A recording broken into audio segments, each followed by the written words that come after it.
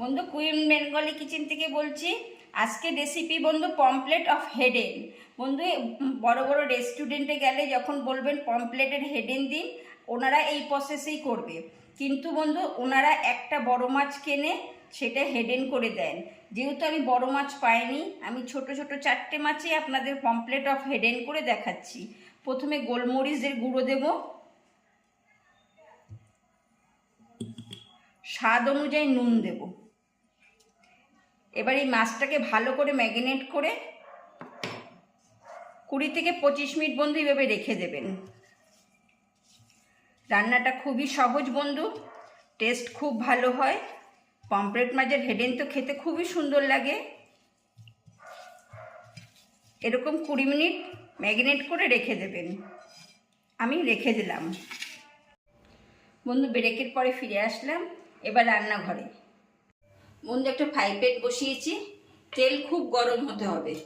তেল গরম হয়ে গেলেই পমফ্লেট মাছগুলো ছেড়ে দেব, লাল করে কড়াভাবে ভাজা করব। বন্ধু মাছটা ভেজে নিয়েছি।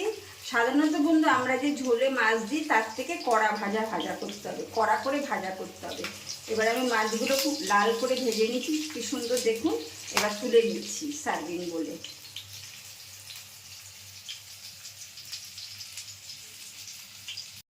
বন্ধু মাছ ভেজে তুলে নিয়েছি। এবার আমি 1 চামচি ওই মাছ ভাজার তেলেই 1 চামচি আদা কুচি দেব,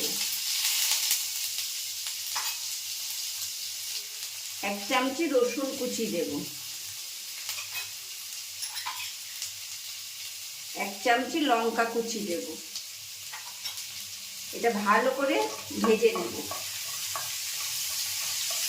লাল করে ভাজতে হবে। বুঝেছিস? ভাজা মশলা এবারে মাছের উপরে দিয়ে দেবো।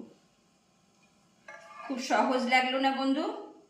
পমফ্লেট অফ হেডেন খেতেও খুব সুন্দর হয়। রেসিপিটা কীরকম লাগলো বন্ধু? লাইক করবেন, শেয়ার করে দেবেন।